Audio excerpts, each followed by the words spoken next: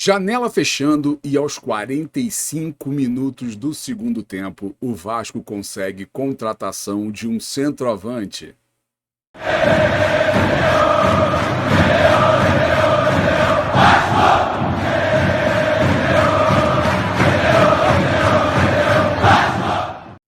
Olá Vascaíno, olá Vascaína, sejam todos muito bem-vindos. Eu sou Adelson Senna, mais conhecido como Dadá, e você está no Bolorento Futebol Clube, um canal de notícias do Vasco.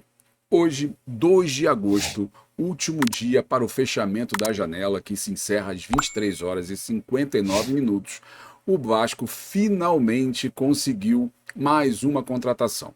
Isso a pedido do Ramon Dias, o Vasco fechou com Pablo Vegetti, centroavante do Belgrano, inclusive artilheiro, um dos artilheiros do campeonato argentino com 13 gols, junto com o Michael Santos, que era um desejo do Vasco antigo, que acabou tendo aquela treta com o presidente do Tajeres, e o Tajeres melou a transação com o Michael Santos, o Vasco investiu agora, mais uma vez, já tinha feito esse investimento no início do mês, deixou de stand-by o Pablo Vegetti e retomou as negociações agora nos últimos dias e concretizou a contratação do jogador no apagar das luzes. A contratação saiu um pouquinho mais cara do que a gente esperava, esse jogador vai chegar por 1,1 milhão de dólares, então algo em torno aí de 5 milhões e 400 mil. Foi um investimento realmente maior do que se tivesse feito no início do mês, que as cifras giravam em torno de 700, 800 mil dólares, mas obviamente inflacionou, vendo a necessidade do Vasco, acabou que o negócio ficou um pouquinho mais caro. Mas o jogador viaja amanhã pela manhã, sai das 6h30 lá de Buenos Aires, chegando aqui no Rio por volta das 9 horas para assinar contrato e fazer exames médicos. Porém, o Vasco já garantiu que vai estar sendo feito hoje a sua inscrição no BID, no TMS, que é o sistema da FIFA. Porque como é que funciona? Às 23 horas e 59 minutos encerra as inscrições, porém você pode fazer uma pré-inscrição e ficar devendo alguns documentos. Então o Vasco vai fazer essa pré-inscrição e os documentos que faltarem ele vai completar amanhã. A expectativa é que entre no BID até sexta-feira para que o Vegetti já jogue contra o Grêmio, que não vai ser nenhum problema, ele jogou na sexta-feira passada, então ele vem em forma nos últimos 14 jogos do Belgrano, ele vem jogando, jogou os 90 minutos, é um jogador de 34 anos, que, a exemplo do que aconteceu com Germancano, ele cresceu na sua carreira nos últimos anos. Então as suas últimas 4 temporadas foram muito boas, ele tem 120 poucos jogos no Belgrano com 64 gols. Então ele tem, eu vou mostrar para vocês daqui a pouco os números desse jogador. Então é um jogador que realmente vem para somar e é um jogador que vem através de Ramon Dias. Dizem, inclusive, que essa negociação só foi agilizada porque houve influência do treinador. Ramon ligou para o jogador, o Ramon parece que interferiu na negociação e a coisa aconteceu. Então já temos um novo centroavante. Números do Pablo Vegetti. O Pablo Vegetti, ele tem 27 jogos na última temporada, com 13 gols, uma assistência. Então ele leva mais ou menos 170 minutos para participar em gols, 82 chutes, sendo 31 no alvo, 31 na direção do gol, 50% de aproveitamento da conversão de chances claras. Então, pintou chance, ele coloca para dentro 50% dessas chances. 109 duelos vencidos no alto, duelos aéreos. Ele é bem alto, então ele tem essa facilidade. 53 faltas sofridas e teve uma nota de 7,1 no SofaScore. Então, se a gente for comparar, a gente teve a venda do Pedro Raul, que tem mais ou menos o biotipo do El Toro, que é o apelido do Vegetti lá na Argentina. Ele é um jogador realmente forte fisicamente, tem uma boa estatura, então é bom para o jogo aéreo. Provavelmente o Ramon vai trabalhar com um 3-5-2, porque ele não está confiando no lado defensivo do Punita. Consequentemente, ele vai liberar os alas para fazer cruzamentos na área. Então você precisa de um cara alto lá. Então ele gosta de jogar e deve jogar com 2 centroavantes, que a princípio deve ser o Vegetti e o Seba, que é o nosso Tião da Colina, o Sebastião Ferreira. E aí entra essa questão de que será que a gente ainda vai continuar tentando o Diego Costa? A gente vai falar um pouquinho mais adiante sobre isso.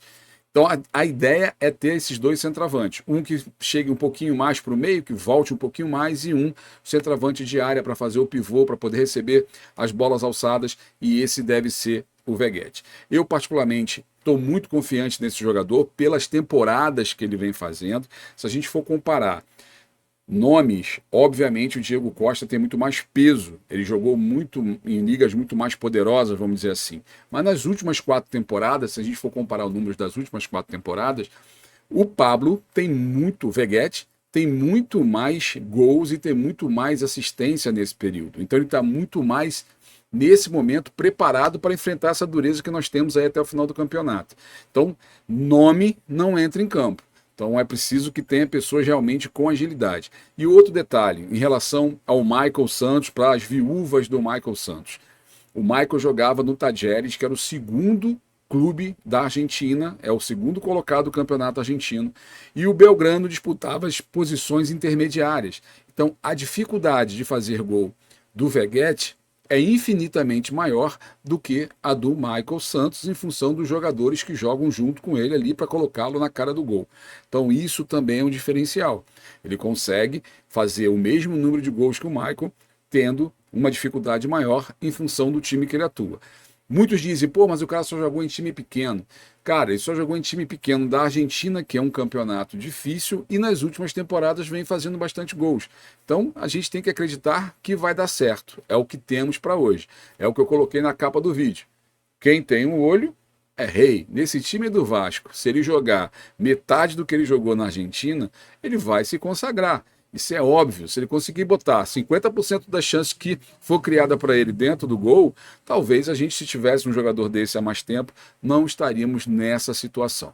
Então eu estou confiando muito nesse jogador, estou confiando muito no Ramon Dias, principalmente, é mais uma indicação dele, então ele sabe o que está fazendo, ele sabe como ele quer montar o time para o segundo turno, né? Ele vai usar muito provavelmente os jogos que faltam desse primeiro turno para ajustar o time. Então eu, sinceramente, não estou com muita expectativa nesses jogos. É claro, precisamos ganhar e vamos tentar a vitória. Mas é importante que o time cresça para que tenha uma arrancada no segundo turno e vá buscar aí os 30 pontos que a gente precisa, porque eu acho que com 39 a gente consegue escapar. Então, Pablo Veguete chegando amanhã de manhã. Quem quiser ir no aeroporto, dá uma moral para o argentino. Ele deve chegar por volta de 8h30, 9 horas da manhã no Galeão. Depois ele segue lá para o CT Moacir Barbosa para tentar resolver essas questões burocráticas para estar tinindo no domingo às 4 horas da tarde contra o Grêmio em São Januário. Ponto. Falamos agora de, independente dessa negociação, parece que o Belgrano se interessou pela possibilidade de um empréstimo do Galarza. O Vasco estaria emprestando o jogador para o Belgrano para poder, uma forma de compensação, né, amistosa, e como também a gente vai ficar com um número elevado de estrangeiros, o Galarza deve ser emprestado para o clube argentino. Nada tem a ver uma negociação com a outra, são negociações diferentes, porém esse jogador deve estar sim indo jogar na Argentina. O que é bom para ele, é bom para o Vasco, então seria, apesar de dizem que o Ramon agradou do futebol dele, mas de repente ele sendo emprestado aí vai ganhando um pouquinho mais de minutagem e quem sabe volta num nível mais elevado. Então deve estar rolando esse empréstimo do Galarza para o Belgrano. Facundo Garcês. Ontem falamos que a possibilidade do Vasco contratar esse jogador, é um zagueiro. O Vasco, de fato, depois da negativa do Robert Rojas, iria precisar de um zagueiro para compor elenco. Problema, o tempo. Teria que ter esse jogador contratado e até essa hora, são 18h30, a hora que eu estou gravando esse vídeo, no dia 2, não tem nenhum sinal de que o Vasco realmente fechou com esse jogador. Teria que, a exemplo do que aconteceu com o Veguete, teria que ser uma negociação rápida. E parece que tinham jogadores italianos, times italianos, clubes italianos interessados no jogador também, então tinha uma concorrência. Como o Vasco estava dando como certa a contratação do Robert Rojas, não estava movimentando essa questão junto ao Colón, então o Colón estava negociando com outros clubes, então o Vasco teria que entrar com uma pegada muito mais forte para tentar matar isso nas próximas horas e dar tempo de fazer uma pré-inscrição desse jogador e ele ser inscrito, já que ele não é um jogador livre no mercado. Jogadores livres no mercado, o Vasco tem até o dia 25 de agosto para tentar a contratação. Do contrário, se o jogador tiver algum vínculo, impossível que se contrate, tem que contratar e fazer a pré-inscrição pelo menos até às 23h59 de hoje. Eu acho muito pouco provável que o Vasco consiga isso em relação a esse jogador. Provavelmente vai buscar um zagueiro livre, porque não vai dar para você ficar com Bambu e Michael. Não tem a questão de cartão, tem a questão de contusão, e aí você vai ter apenas Bambu e Michael, Zé Vitor na reserva, e já viu que vai ficar complicado para essa luta que nós temos pela frente. Então essa questão do Fagundo também está mais ou menos resolvida. Para quem estava apostando e acreditando que o Lanzini pudesse vir para o Vasco, Lanzini finalmente fechou a sua negociação com o River Plate, o seu clube de coração, o clube que desde o início ele deu sinais de que voltaria, nem mesmo o rival que tentou não conseguiu a contratação do Lanzini, então ele vai para o River Plate e é menos um para a gente nos preocupar, porque ficava toda hora aquele negócio, e o Lanzini não vem. Lanzini fechou com o River, é jogador do River, então não temos mais a chance de ter o Lanzini no nosso time. Diego Costa, esfriou? Não esfriou? Como é que fica a situação? Comenta-se que Paulo Brax estaria indo a Madrid para tentar conversar com o jogador e sua família, que parece que havia uma resistência da família em vir morar no Rio de Janeiro, então queria se mostrar um projeto para agradar a todos. Não sabemos se a negociação esfriou ou não com a contratação do Veguete. Acredito que não, porque teoricamente a gente vai ter 2 centroavantes titulares, né, que seria o Sebastião e o Veguete. Precisaríamos de mais um, porque senão a gente vai ter apenas o Figueiredo como esse jogador, ou jogar ali com o Ryan, que eu não sei se o Ramon tem essa intenção, porque até agora nem relacionar o Ryan para o último jogo ele relacionou. Então talvez não seja a intenção do Ramon. Então temos que ter mais um centroavante para brigar, para ter o problema da contusão, dos cartões, ter um reserva à altura, até mesmo para entrar no segundo tempo. Então talvez não esfrie essa situação do Diego. Seria para o Vasco um jogador de peso, um jogador que daria ao clube um outro status, vendo um jogador com esse tamanho, que é o tamanho do Diego Costa. Então vamos ver se isso vai seguir adiante. Mais uma vez, o Vasco tem até o dia 25 de agosto para contratar jogadores que estejam livres no mercado. Então agora começa uma nova peneira, uma nova concentração em jogadores livres, que aí pode ser o Diego, pode ser o Caicedo, que foi comentado também. Tem vários outros jogadores disponíveis aí, o próprio Alex Sanches. Tem vários jogadores que o Vasco pode estar fazendo algum investimento, alguma tentativa, e é só salário, então fica talvez mais fácil de negociar. Então vamos aguardar o que vai acontecer nessa situação. Assim que fechar a janela hoje, a partir de amanhã, eu acho que a gente já deve ter alguma novidade com relação, porque aí já vamos saber se o Paulo Brax foi ou não a Madrid, se viajou ou não viajou. Alguns acham que ele está indo a Madrid para negociar o Ryan, então tem uma série de situações que pode estar acontecendo. Eu acredito que realmente nessa janela, porque a janela internacional só fecha no final de agosto. Você pode ainda ter o problema de perder o Marlon. O Marlon não está sendo aproveitado. O Marlon estava na seleção sub-20, estava com uma boa visão de mercado externo. Pode ser que o Vasco negocie o Marlon. E o Ryan, mesmo que seja negociado, só sairia com 18 anos. Então o Vasco, a exemplo do que o Palmeiras fez com o Hendrick, ficaria com o Ryan por mais um tempo. Mas pode ser que essa viagem do Paulo Brax tenha outras finalidades que nós ainda não sabemos. Uma última notícia: São Januário com ou sem público. Ainda não temos essa definição. Hoje, quarta-feira, como eu falei, são 19 horas, quase 19 horas, e essa definição ainda não saiu se vai ter ou não público. O que já me faz crer que muito provavelmente o Vasco não terá público. A ideia era ter o público feminino, infantil e de pessoas portadoras de deficiência, mas como teria que ter um tempo hábil para emitir bilhetes, ingressos, etc, isso teria que acontecer hoje, para que as vendas fossem colocadas amanhã e sexta, para poder chegar no domingo e ter esse público.